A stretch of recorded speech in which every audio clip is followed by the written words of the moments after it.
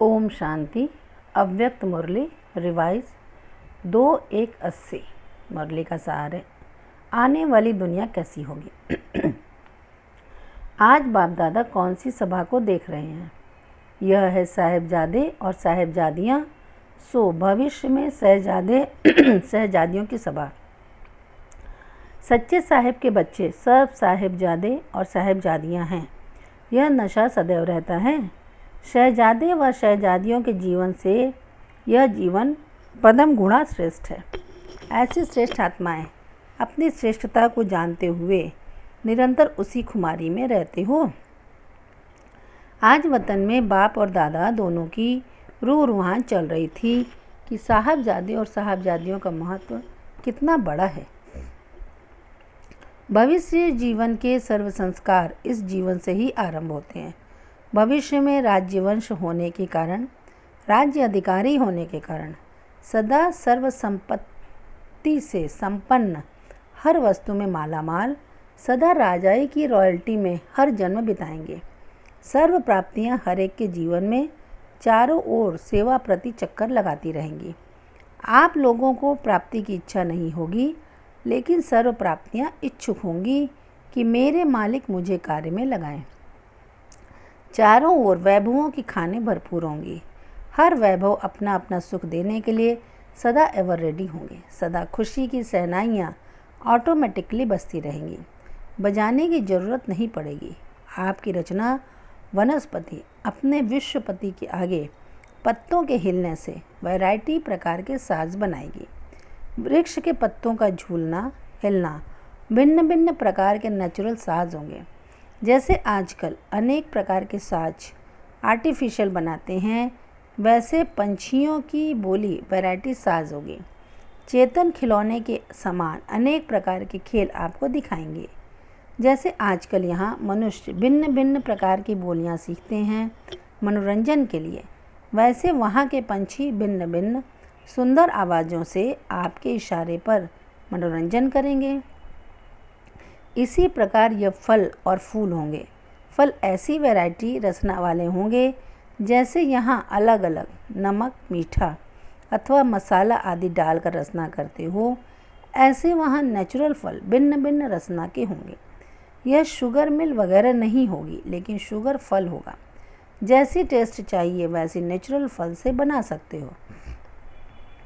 यह पत्तों की सब्जियां नहीं होंगी, लेकिन फल और फूल की सब्जियां होंगी। फूलों और फलों की सब्जियां बनाएंगे। दूध की तो नदियां होंगी। अच्छा, अभी पिएंगे क्या? नेचुरल रस के फल अलग होंगे, खाने के अलग, पीने के अलग होंगे। मेहनत करके रस निकालना नहीं पड़ेगा। हर एक फल इतना भरपूर होगा जैसे अभी नारियल का पानी पीते हो ना, ऐसे फल उठाया, जरा सा दबाया और रस पी लिया। नहाने के लिए पानी होगा, वो भी जैसे आजकल का गंगा जल, जिसका पहाड़ों की जड़ी बूटियों के कारण विशेष महत्व है। कीड़े नहीं पड़ते हैं, इसलिए पावन गाया जाता है। वैसे वहाँ पहाड़ों पर ऐसे खुशबू की जड़ी बूटियों के समान बूटियाँ होंगी, तो वहाँ से जल आने के कारण नेचुरल खुशबू वाला होगा। इत्र डालेंगे नहीं, लेकिन नेचुरल पहाड़ों से क्रॉस करते हुए ऐसी खुशबू की बूटियाँ होंगी जो सुंदर खुशबू वाला जल होगा। वहाँ अमृत वेले टेप नहीं उठाएगी। नेचुरल पंछियों की आवाज़ ही साज होगी जिस पर आप लोग उठेंगे। उठने का टाइम सवेरे ही होगा, लेकिन वहाँ थके हुए नहीं होंगे, क्योंकि जब चेतन देवताएं जागें तब भक्ति में भी भक्त सवेरे उठकर जगाते हैं। भक्ति का महत्व भी अमृत वेले का है। जागेंगे सवेरे ही, लेकिन सदा ही जैसे जागती ज्योति हैं। कोई हार्ड वर्क है नहीं, ना हार्ड वर्क है, ना बुद्धि का वर्क है, ना कोई बोझ है। इसलिए जागना और सोना समान है। जैसे अभी सोचते हो ना कि सवेरे उठना पड़ेगा, वहाँ यह संकल्प ही नहीं। अच्छा, पढ़ेंगे क्या? कि पढ़ने से छूटना चाहते हो? वहाँ की पढ़ाई भी एक खेल है। खेल खेल में पढ़ेंगे। अपनी राजधानी की नॉलेज तो रखेंगे ना, तो राजधानी की नॉलेज की पढ़ाई है, लेकिन मुख्य सब्जेक्ट वहाँ की ड्राइंग है। छोटे बड़े सब आर्टिस्ट होंगे, चित्रकार होंगे। साज, चित्रकार और खेल। साज अर्थात गायन विद्या के संगीत गाएंगे, खेलेंगे, इसी में पढ़ाई पढ़ेंगे। वहाँ की हिस्ट्री भी संगीत और कविताओं में होगी, ऐसी सीधी सीधी बोर करने वाली नहीं होगी। रास भी एक खेल है ना, नाटक भी करेंगे। बाकी सिनेमा नहीं होंगे, नाटक होगा। नाटक हंसी के, मनोरंजन के होंगे। नाटकशालाएं काफ़ी होंगी। वहाँ के महलों के अंदर भी विमानों की लाइन लगी होगी और विमान भी चलाने के बहुत सहज होंगे। एटॉमिक एनर्जी के आधार पर सब काम चलेगा। यह आप लोगों के कारण लास्ट इन्वेंशन निकली है। करेंसी में अशर्फियाँ होंगी, लेकिन आजकल जैसी नहीं होगी। रूपरेखा परिवर्तित होगी, डिज़ाइन और अच्छी अच्छी होंगी। निमित्त मात्र लेन देन होगी। जैसे यहाँ मधुबन में परिवार होते हुए भी चार्ज वाले अलग अलग बनाए हुए हैं ना, अलग अलग डिपार्टमेंट बनाए हुए हैं। परिवार होते भी चार्ज वाले से लेते हो ना, एक देता है दूसरा लेता है। ऐसे वहाँ भी फैमिली सिस्टम होगा। दुकानदार और ग्राहक का भाव नहीं होगा, मालिकपन का भी भाव होगा, मालिकपन का ही भाव होगा। सिर्फ आपस में एक्सचेंज करेंगे, कुछ देंगे कुछ लेंगे। कमी तो किसी को भी नहीं होगी, प्रजा को भी कमी नहीं होगी। प्रजा भी अपने शरीर निर्वाह से पदम गुणा भरपूर होगी। इसलिए मैं ग्राहक हूँ, यह मालिक है, यह भाव नहीं रहेगा। स्नेह की लेन देन होगी। हिसाब किताब की खींचातान नहीं होगी, रजिस्टर नहीं होंगे। रत्न जड़ित साज होंगे, नेचुरल साज होंगे, मेहनत वाले नहीं होंगे। अंगुली रखी और बजा। ड्रेस तो बहुत अच्छी पहनेंगे। जैसा कार्य होगा वैसे ड्रेस होगी, जैसा स्थान वैसे ड्रेस। भिन्न भिन्न कार्य में अलग अलग ड्रेस पहनेंगे। श्रृंगार भी बहुत प्रकार के होंगे। भिन्न भिन्न प्रकार के ताज होंगे, गहने होंगे, लेकिन बोझ वाले नहीं होंगे। रुई से भी हल्के होंगे। रियल गोल्ड होगा और उसमें हीरे ऐसे होंगे जो भिन्न भिन्न रंग के लाइट्स हर हीरे से नज़र आएगी। एक हीरे से 7 रंग दिखाई देंगे। यहाँ भिन्न भिन्न रंग के ट्यूब्स लगाते हो ना, वहाँ हीरे ही भिन्न भिन्न रंग के ट्यूब्स मुआफिक चमकेंगे। हर एक का महल रंग बिरंगी लाइट से सजा हुआ होगा। जैसे यहाँ अनेक आईने रख कर एक चीज़ अनेक रूप में दिखाते हो, ऐसे वहाँ की जवाहरात ऐसी होगी जो ऊपर की सीन एक के बजाय अनेक रूप में दिखाई देगी। सोने की लाइट और हीरो की लाइट अर्थात चमक दोनों के मेल से महल जगमगाता हुआ नजर आएगा। सूर्य की किरणों से हीरे और सोना ऐसे चमकेंगे जैसे हजारों लाइट्स जल रही हैं। इतनी तारों यानी वायर्स आदि की ज़रूरत नहीं पड़ेगी। बहुत सुंदर प्रकार के, जैसे आजकल की राजाई फैमिली में बिजलियों को जगमग देखते हो, भिन्न भिन्न प्रकार की लैंप्स की डिज़ाइन देखते हो, वहाँ रियल हीरो के होने के कारण एक दीपक अनेक दीपकों का कार्य करेगा। ज़्यादा मेहनत नहीं करनी पड़ेगी, सब नेचुरल होगा। भाषा तो बहुत शुद्ध हिंदी ही होगी। हर शब्द वस्तु को सिद्ध करेगा, ऐसी भाषा होगी। विदेशियों को आपकी इंग्लैंड और अमेरिका कहाँ जाएंगे? वहाँ महल नहीं बनाना, महल तो भारत में बनाना। वहाँ सिर्फ घूमने के लिए जाना और पिकनिक के स्थान, घूमने के स्थान होंगे। वह भी थोड़े थोड़े बहुत होंगे, सभी नहीं। विमान शुरू किया और आवाज़ से पहले ही पहुँच जाएंगे। इतनी तेज़ स्पीड विमान की होगी, जैसे फ़ोन में बात करते हो ना, इतना जल्दी विमान से पहुँच जाएंगे। इसलिए फ़ोन करने की ज़रूरत नहीं पड़ेगी। विमान भी फैमिली के भी होंगे और एक एक के भी होंगे। जिस समय जो चाहिए वह यूज़ करो। अब बैठ गए विमान में, अभी सत्युगी विमान छोड़कर बुद्धि के विमान में आ जाओ। बुद्धि का विमान भी ऐसी स्पीड वाला है, संकल्प की स्पीड का है। संकल्प किया और चांद सितारों से भी परे अपने घर पहुंच गए। ऐसे बुद्धि का विमान सदा एवर रेडी है, सदा विघ्नों से परे है, जो किसी भी प्रकार का एक्सीडेंट ना हो।